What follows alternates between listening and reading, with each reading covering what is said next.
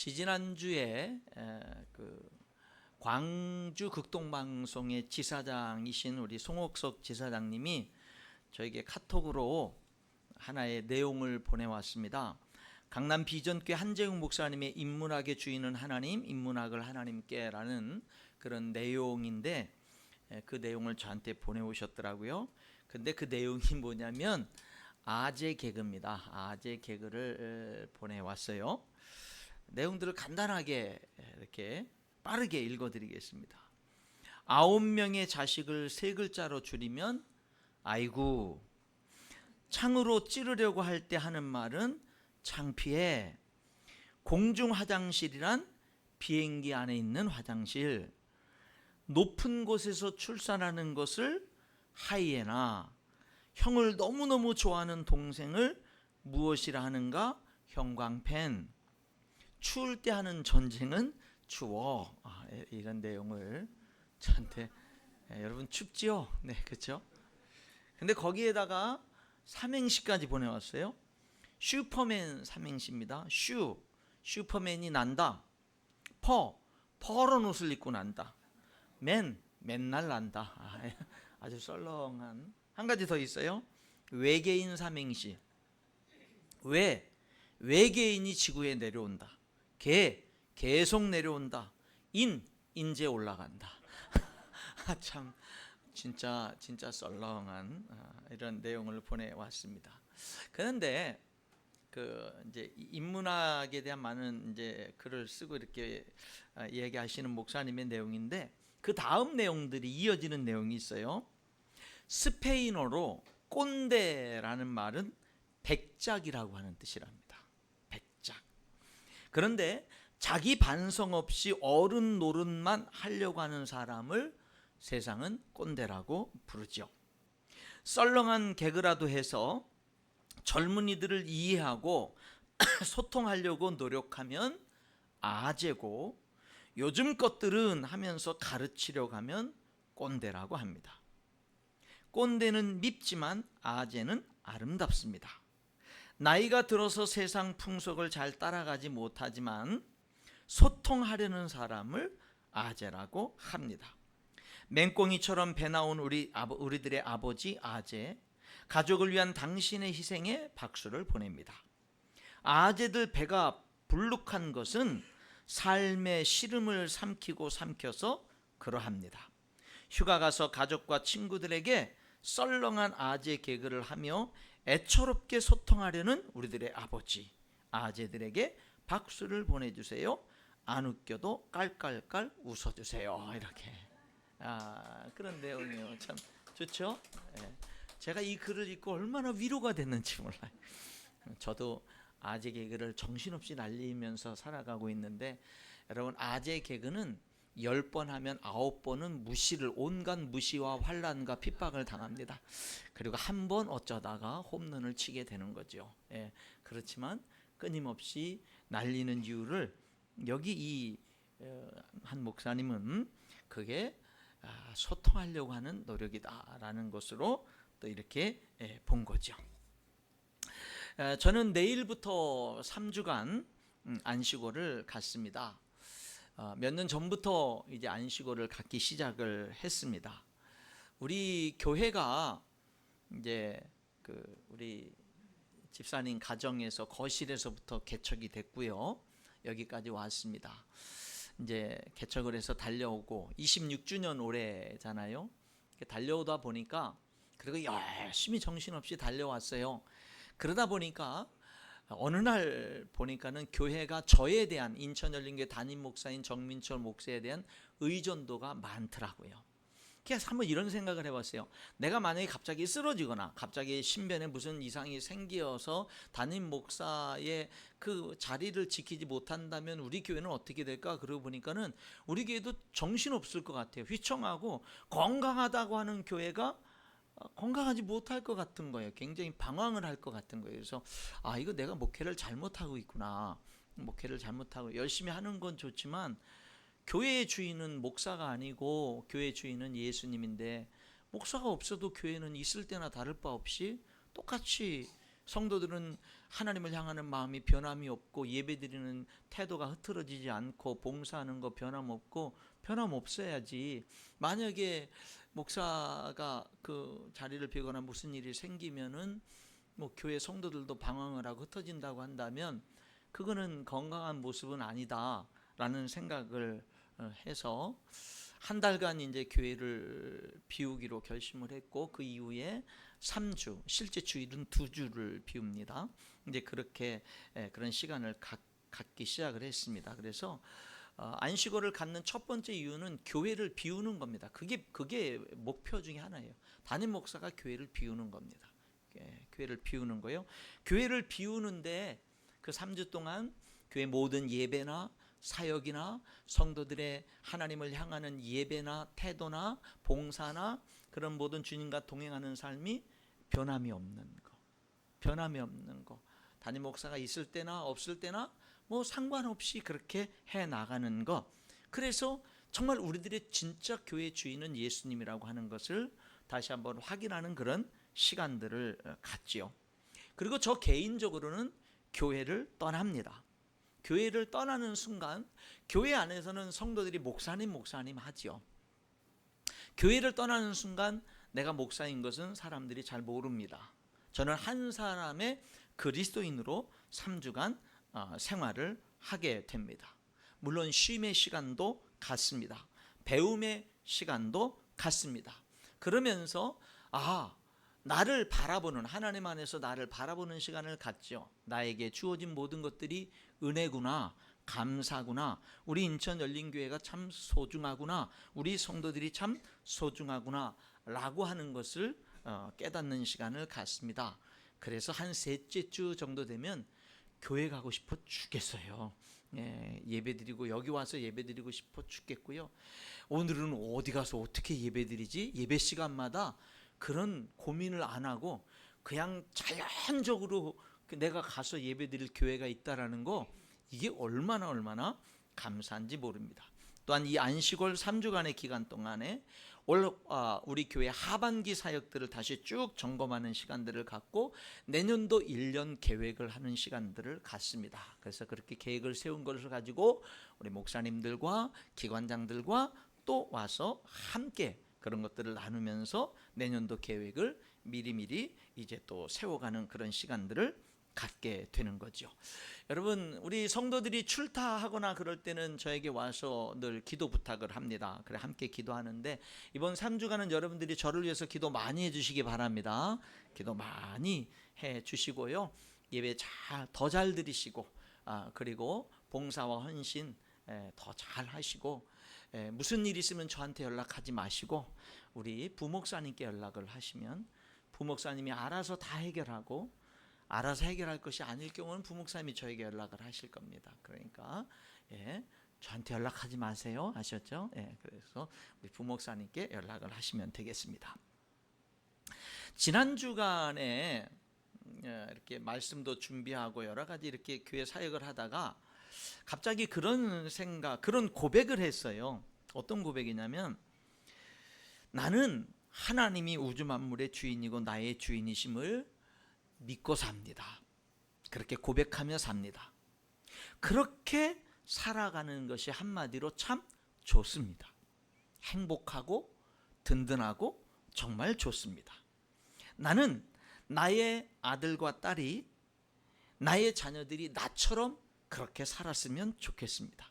하나님이 우주 만물의 주인이고 창조주고 나의 주인이심을 고백하면서 내 아들, 딸들이 그렇게 살았으면 좋겠습니다.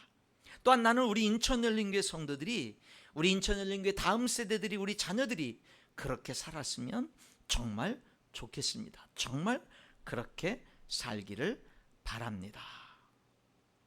세상에 하나님을 믿고 사는 것처럼 좋은 게 없다고 생각합니다.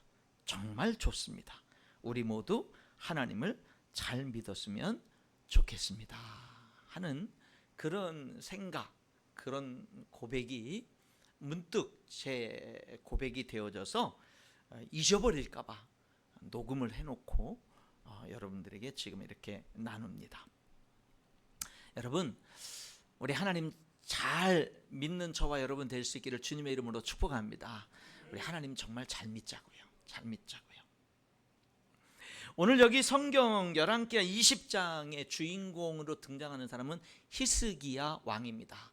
남유다 왕국의 왕인데 이 사람을 한마디로 평가하면 이렇게 말할 수 있어요. 하나님 정말 잘 믿은 사람. 북이스라엘의 왕들은 처음부터 망할 때까지 하나님의 뜻대로 살려고 했던 왕이 한 사람도 없습니다.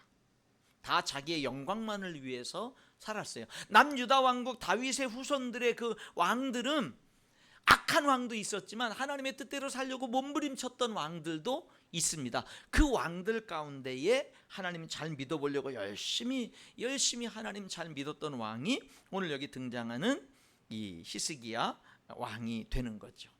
그런데 여러분, 그렇게 하나님을 잘 믿은 히스기야 왕에게도 장점이 있었던 반면 단점이 있었어요. 그러고 보니까 저에게도 장점이 있는 반면 단점이 있어요. 여러분에게도 장점이 있는 반면 단점이 있습니다. 저와 여러분이 장점뿐만 아니라 단점이 있는 것처럼 제3자들, 다른 사람들도 단점이 있어요. 여러분, 참 그런데 나도 너도 그리고 다른 사람들도 단점이 다 있는데, 근데 하나님의 은혜는, 하나님의 사랑은 나의 단점을 뛰어넘게 하고요, 너의 단점을 뛰어넘게 하고요, 다른 사람들의 단점을 뛰어넘게 만드는 그런 놀라운 능력이 있어요. 하나님의 은혜가 그 사람이 단점이 있는데도 불구하고 그 단점 있는 그 사람을 사랑하게 만드는 능력, 그 사람을 내가 용납할 수 있게 만드는 그 은혜와 능력이 하나님의 은혜와 사랑 안에 있다 이 말이에요. 심지어는 나의 단점도 내가 기꺼이 인정하고 받아들이고 거기에 내가 주눅들지 않고 열심히 살아갈 수 있게 만드는 그 은혜와 능력이 하나님의 사랑 안에 있다 이 말이에요. 있습니다. 여러분, 여기 히스기야 왕의 한번 장점이 뭐냐라고 이렇게 보니까 하나님을 잘 의지했던 사람입니다. 하나님을 잘 의지했던 사람, 그게 장점이에요. 이 사람이 처음부터 하나님을 의지하진 않았어요. 여러분, 북이스라엘이 먼저 망했고, 북이스라엘은 아시리아라고 하는 아수르의 강대국 아수르에서 망했어요. 근데 북이스라엘이 언제 망했느냐면 남쪽 유다 왕국에 오늘 등장하는 이 히스기야 왕의 통치 때 북쪽 이스라엘은 망했어요. 그러니까 아수르는 북이스라엘을 멸망시키고 난 다음에 그 다음에 몇 년 뒤에 남유다 왕국을 히스기야를 공격해 온 거예요. 근데 남유다 왕국도 이 아시리아를 싸워서 이길 수가 없는 거예요. 그러니까 히스기야가 우리 항복하고 우리가 조공을 다 요구하는 대로 다 바칠 테니까 제발 우리를 정복하지 말고 우리를 쳐들어오지 말고 우리를 죽이지 말고 멸망시키지 말아주세요 라고 부탁을 합니다.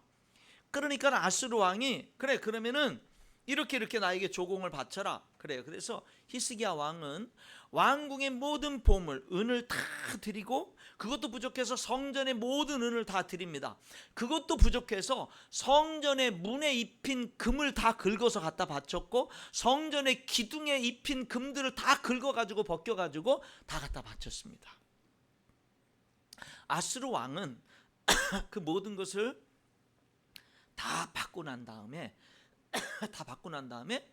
쳐들어오는 거예요. 다 받고 난 다음에 쳐들어오는 거예요. 배반당한 거죠. 다 주면 안 쳐들어올 줄 알았는데 쳐들어온 겁니다.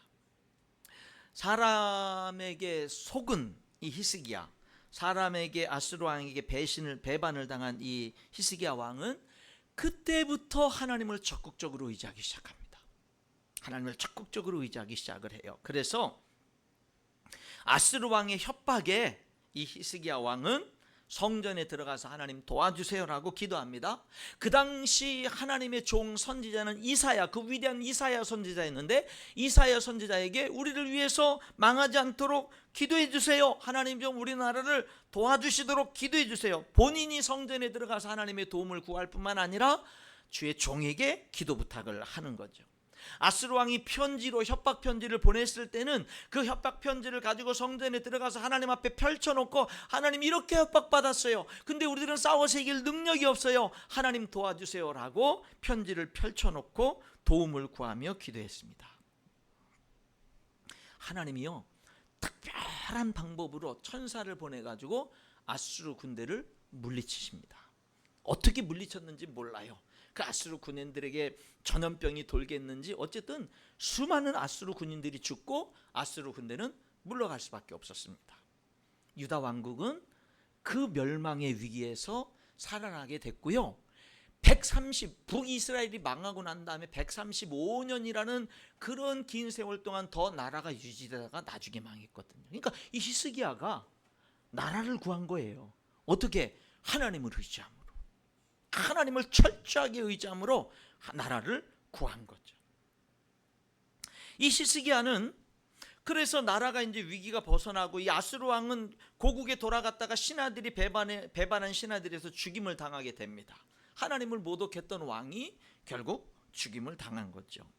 히스기야 왕은 나중에 또 지나다가 죽을 병에 걸립니다. 죽을 병에 걸려가지고 이제 죽게 되니까, 그래서 이사야 선지자가 왕은 이제 죽게 될 겁니다, 하나님이 죽게 될 거라고 말씀했으니까 이제 생을 정리하십시오. 그러니까 히스기야는요, 또 하나님 앞에 성전에 나가서 살려달라고 기도하는 거예요. 부르짖는 거예요. 하나님 살려주세요. 하나님이 이미 하나님의 종을 보내가지고 죽을 거라고 삶을 정리하라고 말을 했는데도 불구하고 하나님 앞에 나가서 살려달라고 부르짖는 거예요. 하나님이 또 그거 응답해 주십니다. 그래서 15년의 생명이 더 연장이 됩니다. 여러분, 이렇게 히스기야는 어떤 사람이냐면요, 하나님을 정말 온전히 의지하고 전적으로 의지하는 믿음의 사람이었어요. 그래서 나라를 구하고 자신의 생명을 구했던 사람입니다. 이렇게 위대한 믿음의 사람에게 어떤 단점이 있었을까요? 하나님께 영광을 돌릴 줄 몰라요. 아이러니하죠. 그렇게 믿음의 사람인데 정작 하나님께는 영광을 돌릴 줄 몰라요. 아니, 영광을 돌리긴 돌리겠죠. 왜 감사할 줄 모르고 왜 영광을 돌릴 줄 모르겠어요. 그런데 뭐냐면 적극적으로 영광을 돌릴 줄 몰라요. 히스기야가 죽을 병에서 고침받았어요. 그랬더니 신흥 강대국으로 떠오르고 있는 바벨론의 왕이 사절단을 먼 데서 히스기야 왕에게 보내서, 당신 그렇게 아수르에서 그렇게 나라를 구하고 죽을 병에서 그렇게 살아났으니 당신 정말 축하합니다 라고 하면서 위로하고 격려하는 사절단을 보냅니다. 여러분, 그러면 그 사절단들이 왔을 때 그 사절단들을 영접하면서 어떻게 말을 해야 마땅한 거죠? 하나님이 우리나라를 건져주셨다고, 하나님이 내 병을, 나는 죽을 병이었는데 하나님 앞에 부르짖었더니 하나님이 고쳤다고, 그렇게 해야 되는 거 당연한 거 아니에요? 근데 사절단들이 왔을 때 하나님은 사라져버려요. 왜 그에게 하나님께 감사하는 마음이 없었겠어요? 그가 믿음의 사람인데. 근데 하나님께 적극적으로 영광을 돌리질 않아요. 그 사절단들이 왔을 때 하나님 얘기 한 번도 안 꺼내요. 하나님이 고쳐줬다고, 하나님께 영광 돌린다고, 하나님께 감사한다고, 그런 말 하나도 없어요. 여러분, 사절단이 오니까 그 사절단들 어디로 데리고 가는 줄 아세요? 무기 자랑하는 거예요. 그 무기 자랑은 왜 했을까요? 우리가 이렇게 해서 아수르 물리쳤다, 뭐 이런 뜻이 담겨져 있지 않겠어요? 하나님이 이길 수 없는 전쟁에서 하나님이 천사를 통해서 이기게 했는데, 근데 하나님께 대한 감사를 안 돌려요. 무기고 자랑했다니까요. 그리고요, 또 보물 자랑합니다. 보물 자랑. 나중에 이사야 선지자가 와서, 하나님이 보냈겠죠. 이 사람들 누구고 어디서 왔습니까? 이 사람들과 뭐 했습니까? 그러니까 내가 그냥 무기고 다 보여줬고 뭐 보물창고 다 보여줬노라고.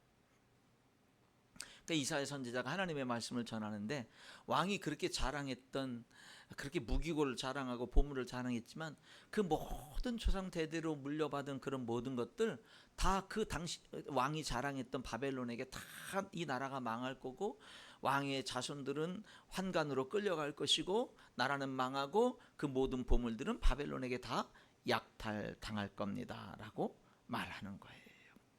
다시 말하면 왕은 헛된 자랑했습니다 라는 거죠.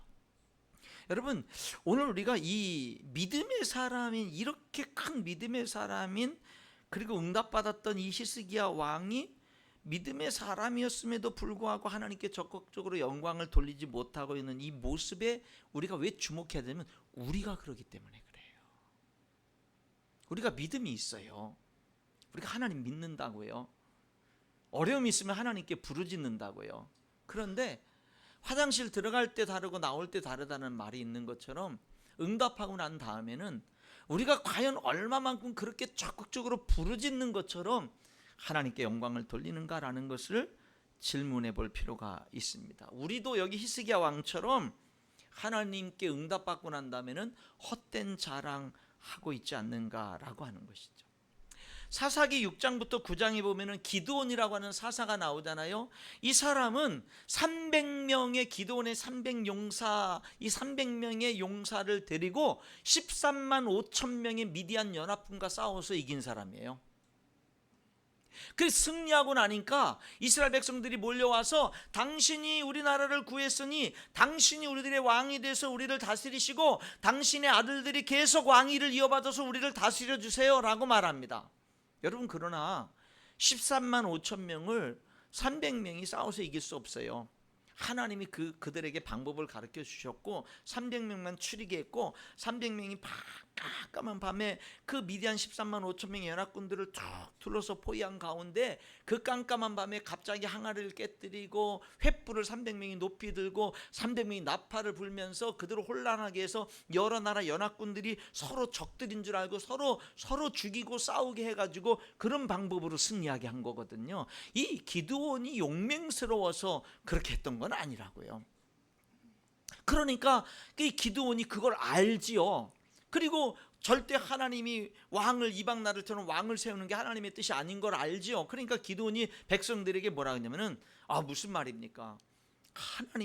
하나님이 전쟁을 승리하게 한 거고 하나님이 우리들의 왕이죠. 하나님이 여러분을 다스리시지 내가 여러분의 왕이 돼서 내가 여러분을 다스릴 수 없습니다. 나와 내 아들들이 다스릴 수 없습니다 라고 말합니다. 잘한 거지요. 올바른 겁니다. 그런데 그렇게 거기서 딱 끝나야 되는데 뒤끝이 있어요. 뒤끝이. 근데 뭐라 하냐면은, 근데 여러분들이 나한테 그렇게 고맙고 그러면 그 미디안 사람들이 금 귀고리를 하는 그런 그 미디안 풍습이 있으니까, 대다수의 죽은 많은 사람들이 금 귀고리가 있으니까 전리품으로 금 귀고리를 많이 수확을 했거든요. 그러니까 이 기드온이 그래요. 여러분들이 만약에 그러면 저한테 금 귀고리를 주세요. 그러니까 백성들이 기쁘게 줬다고요. 그러니까 많은 금을 모았잖아요. 그걸 가지고 녹여서 이 기드온이 뭐냐면 금으로 에봇을 만듭니다. 에봇이 뭐냐면 대제사장만이 입는 옷이잖아요. 그러니까 금 에봇을 만들어서 자기 집에 두니까 자기 중심으로 이스라엘 백성들이 자기 중심으로 향하게 만드는 거예요. 말은 아니라고 해놓고 금으로 대제사장만 입는 에봇을 만들어 가지고 자기 집에 두는 거예요. 그리고 미디안 제사장들의 미디안 그 연합군들의 왕들이 입었던 왕의 옷을 자기가 또 다 취하는 거예요. 자기가 다 갖는 거예요. 그리고 부인을 여러 명 둬서 아들만 70명을 낳은 거예요. 그것도 부족해서 첩을 둬서 아들을 또 낳은 거예요. 그러니까 뭐냐면 이 기드온이요, 전쟁에서 승리하고 난 다음에 백성들이 와서 당신이 수고했고 당신이 우리를 구원했으니 당신과 당신의 아들들이 우리를 다스려, 왕이 돼서 우리를 다스려 주세요. 무슨 말이에요? 내가 한 게 아니라 하나님이 한 거예요. 하나님이 왕이고 하나님이 다스리는 거예요. 잘했어요. 그렇게 말해놓고 나서는 왕처럼 행동한 거예요. 왕의 옷 취하고 금 에봇 취하고 왕들처럼 여러 명의 아내를 넣어서 70명의 아들들을 낳고 첩도 두고, 그러니까 말은 하나님이 왕이고 하나님이 다스립니다 해놓고 나서는 다 자기가 왕처럼 행동한 겁니다. 여러분, 참 하나님을 믿지만 하나님께 영광을 돌린다는 게 쉬운 건 아닌 것 같아요. 그렇죠? 여기 기드온 같이 이런 사람도 마찬가지고 히스기야 왕 같은 사람도 통해서 보면 그렇죠. 여러분, 이 기드온이 사는 날 동안은 좋았어요. 기드온이 딱 죽었습니다. 죽자마자 무슨 일이 일어난 줄 아세요? 그와 그 아들들이 다 다스려 달라고 그랬잖아요. 그 기드온의 첩의 아들이 아비멜렉이 70명을 다 죽입니다. 다 죽여요. 그리고 자기가 왕이 됩니다. 그리고 그도 결국 죽습니다. 바로 기드온이 죽자마자 그 집안이 싹 망해버리는 거예요. 사랑하는 성도 여러분, 오늘 여기 우리가 히스기야 왕이나 이 기드온을 통해서 우리 자신들의 모습을 믿음의 눈으로 다시 한번 바라봐야 돼요. 그리고 우리가 한 번 더 결단할 필요가 있습니다. 무슨 결단이면 내가 하나님께 영광을 돌리는 삶을 좀 더 적극적으로 살아야 되겠다. 더 적극적으로 하나님께 영광을 돌리는 삶을 살아야 되겠다. 히스기야는 그 부분에 넘어졌어요. 또 하나 히스기야는 여기 이제 이사야 선지자가 와서 도대체 이 사람들 누구고 뭔 일이 있었어요? 그러니까 그런 얘기들을 다 무기고 보물 창고 다 보여줬다 그래요. 그러니까 이 이사야 선지자가 왕이 자랑하던 거 다 그 바벨론 그 보여줬던 그 나라에게 다 뺏길 거고 그 나라에서 망할 거고 왕의 뒤를 이을 그런 왕의 후손들이 그 나라에 사로잡혀 가서 환관이 될 거고 그렇게 될 거예요. 그래요. 여러분, 그러면은 이전에 아수르에서 망하게 됐을 때 싸워서 이길 수 없지만 하나님께 부르짖어서 응답받았죠. 불치병으로 죽을 테니까 이제 삶을 정리하라고 그랬을 때도 포기하지 않고 하나님께 부르짖었죠. 그럼 그 믿음이라고 한다면 이사야의 말을 들었을 때 어떻게 해야 되죠? 내가 잘못했습니다. 그렇게 되지 않도록 하나님 앞에 정말로 내가 기도합니다라고 다시금 기도해야 되는 거 당연한 거 아니에요? 근데 젊어서는 그렇게 믿음으로 했던 그가 인생의 후반전에는요, 그런 믿음을 잃어버린 거예요. 그 부르짖는 믿음, 의지하는 믿음을 잃어버린 거예요. 부르짖지 않습니다. 하나님께 도와달라고, 이 나라 망하지 않게 해달라고 기도하는 거 없어요. 그냥 그래요? 받아들이고 끝. 전에는 그렇지 않았어요. 어떻게 했어요?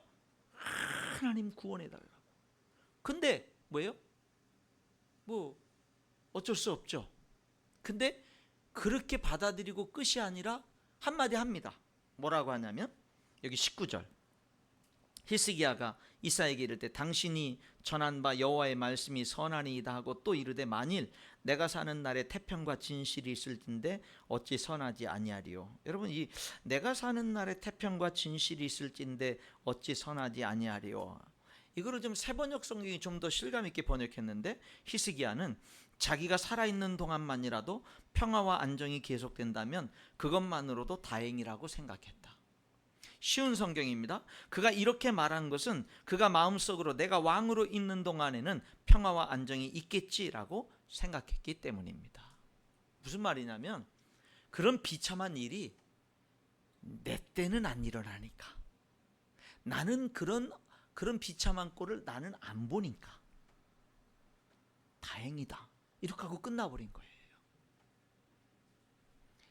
그 앞부분에 있어서는 그렇게 부르짖어 가지고 나라를 구하고 생명을 구했던 그가 이 인생의 후반전에는요, 그런 믿음도 다 잃어버렸고 다음 세대를 생각하는 내 아들의 세대, 딸의 세대, 내 자녀들의 세대, 내 후손들의 세대는 더 하나님을 잘 믿는 그런 복된 세대가 돼야 되지라고 하는 비전도 없고, 그들은 비참하게 되든 망하든 내 시대에 그런 일이 안 일어나니 다행이지, 그렇게 말한 거예요. 그리고 그의 인생 끝. 여러분, 고린도후서에 보면은 사도 바울이 그런 말 했잖아요. 우리의 겉사람은 낡아지지만 우리의 속사람은 날로 새롭도다. 여러분, 이 고백이 반드시 여러분의 고백이 돼야만 됩니다. 여러분, 여기 히스기야처럼 젊은 시절에는 믿음으로 살려고 열심히 했던 내가 어느 순간 나이가 들어가고 이제 그 인생의 후반전에 들어가니까 어느 순간에 이제는 그런 믿음들이 다 사라졌어. 이제 나에게 그런 믿음 없어. 그냥 이 땅에서 그냥 여기 히스기야 뭐예요? 바벨론 사절단이 오니까 무기고 자랑하고 보물 자랑하는, 다 금방 없어질 그런 모습처럼 이 세상에 생명이 얼마 남지 않았음에도 불구하고 여전히 이 세상 일시적인 그 잠깐 있다 사라질 그런 것들 자랑하는 그런 인생이 아니라, 나이가 들어갈수록 인생의 후반전이 갈수록 우리들이 어떻게 해야 되는 거예요? 속사람이 더 새로워져야죠. 속사람이 새로워져야죠. 여러분, 이것이 우리의 기도가 돼야 되고 우리의 삶이 돼야 될 줄 믿습니다. 그래야 돼요. 근데 히스기야는 그렇진 못했고요. 자기는 열심히 하나님을 잘 믿었음에도 불구하고 인생 후반전에는 그 믿음 잃어버렸을 뿐만 아니라 이제는요, 다음 세대에 대한 그 좋은 믿음의 유산을 물려주고자 하는 그런 비전조차 없는 인생이 돼. 꿈이 없어요. 믿음의 꿈도 없고 비전이 없는 인생이 돼버린 거예요. 안타깝죠. 여러분, 우연이 아닌 게 뭔지 아세요? 이 히스기야 왕의 뒤를 이은 왕이 여기 오늘 20장 마지막 절에 보니까 므낫세입니다. 므낫세는 남쪽 유다 왕국의 왕들 중에 가장 악한 왕들 중에 가장 악한 왕입니다. 남쪽 유다 왕국은 므낫세 때문에 망했고, 그 이후에 므낫세가 그 므낫세 왕위를 뒤를 이어받은 아몬이 2년밖에 통치 못하고, 그 다음에 요시아라는 사람이 그 왕위를 이어받아가지고 세상에 이 히스기야보다 더 믿음 있게 종교개혁을 하면서 하나님의 뜻대로 열심히 살았던 사람이 요시야 왕입니다. 너무너무 하나님을 잘 믿었어요. 그런데 여러분, 그래서 열왕기하 23장 25, 26절에 보면 요시야와 같이 마음을 다하며 뜻을 다하며 힘을 다하여 모세의 모든 율법을 따라 여호와께로 돌이킨 왕은 요시야 전에도 없었고 후에도 그와 같은 자가 없었더라. 이렇게 하나님을 잘 믿은 사람이 없었는데, 그러나 여호와께서 유다를 향하여 내리신 그 크게 타오르는 진노를 돌이키지 아니하셨, 망할 것이라는 그 진노를 돌이키지 아니하셨으니, 이는 그 이유는 뭐냐? 므낫세가 여호와를 경노하게 한 그 모든 경노 때문이라. 그러니까 여러분, 뭐냐면 요시야가 그렇게 하나님을 잘 믿었으면 요시야를 보고 망할 나라를 다시금 회복시켜 줄 만도 한데 하나님의 마음을 돌이키지 않은 거예요. 결국에는 망한 거예요. 왜? 이 히스기야의 아들 므낫세가 완전히 나라를요 망쳐놨기 때문에 그래요. 여러분, 망쳐놓은 게 21장 2절부터 쭉 이 열왕기하 21장 2절부터 나오는데, 이 므낫세가 어떻게 우상 숭배를 했는지 2절에 여호와 보시기에 악을 행했고 정말로 여호와께서 쫓아내신 이방 사람들의 가증한 일을 따라서 히스기야가 헐어버린 산당들을 다시 세웠고, 아합의 행위를 따라 바알 신을 제단을 세우고 아세라 목상을 만들고 하늘의 태양과 달과 별들을 섬기고 하나님의 성전에 그 1월 성신을 위한 제단들을 만들고, 그참 성전 안에다가 성전 마당 안에다가 여러분, 그리고 점치고 사수를 행하고 신접한 자 박수를 신임하고, 여러분 온갖 못된 짓이나 못된 짓은 다 했는데, 그가 누구냐면 이 히스기야 왕의 아들이. 내 때에 그런 일이 안 일어나니 다행입니다 라고 했는데 그 아들 때 이런 일들이 일어난 거예요. 여러분, 히스기야는 정말 믿음으로 산 사람이거든요. 근데 그 믿음이 인생의 후반전에 더 성령 충만해야 되는데 그 믿음 다 잃어버렸고, 세상 것 자랑하는 사람이 돼버렸고, 다 없어질 것 썩어질 것 자랑하는 사람이 돼버렸고, 다음 세대에는 비전도 없고 하나님께 영광을 돌릴 줄도 모르고. 여러분, 우리가 어떻게 한 살 한 살 나이를 먹어가야 될지 다시 한번 생각해야 돼요. 나이가 한 살 한 살 먹어갈수록 우리들의 육신은 연약해질 수밖에 없습니다. 아무리 좋은 것을 먹고 아무리 운동을 해도 연약해질 수밖에 없습니다. 그러나 여러분, 속사람은 날로 새로워져야 됩니다. 속사람은 날로 새로워져야 돼요. 하나님께 영광을 돌리는 믿음은 어떤 믿음입니까? 하나님을 더욱더 의지하는 믿음입니다. 하나님께 영광을 돌리는 믿음은 하나님께 적극적으로 영광을 돌리는 믿음입니다. 하나님께 영광을 돌리는 믿음은 우리 자녀들의 세대, 우리 다음 세대를 생각하는 믿음이고, 다음 세대를 향한 좋은 믿음의 유산을 물려주고자 하는 비전을 가진 믿음입니다. 여러분, 끊임없이 여러분의 자녀들의 세대, 우리들의 다음 세대가 더 하나님을 잘 믿고, 우리 인천열린교회가 우리들의 시대가 지나가고 우리 자녀들의 시대가 됐을 때 더 꽃을 피우고 더 하나님께 영광을 돌리고 더 놀랍게 쓰임받는 그런 교회가 되도록 하기 위해서 우리가 할 수 있는 일들을, 우리가 씨앗을 심고 할 수 있는 일들을 이루어가는 저와 여러분이 돼야 될 줄 믿습니다. 더욱더 하나님께 영광을 향해서 달려나가는 우리 모두가 될 수 있기를 주님의 이름으로 축원합니다. 기도하겠습니다. 하나님 아버지, 오늘 여기 히스기야 왕의 삶을 통해서 정말 하나님께 영광을 돌리는 믿음이 정말 더욱더 하나님을 의지하는 것, 하나님께 영광을 돌리는 삶을 더 적극적으로 살아가는 것, 다음 세대에 대한 좋은 유산, 믿음의 유산을 물려주고자 하는 그 다음 세대의 비전을 가지고 믿음 생활하는 것인 것을 오늘 우리들이 성경을 통해서 하나님의 말씀을 들었습니다. 이 말씀이 우리 교회에게 이루어지는 말씀이요, 주의 종과 우리 성도들의 삶에 이루어지는 말씀이 되게 하여 주시옵시고, 우리 속사람이 날로 새로워지는 삶으로 우리를 계속해서 인도하여 주옵소서. 예수님 이름으로 기도하옵나이다. 아멘.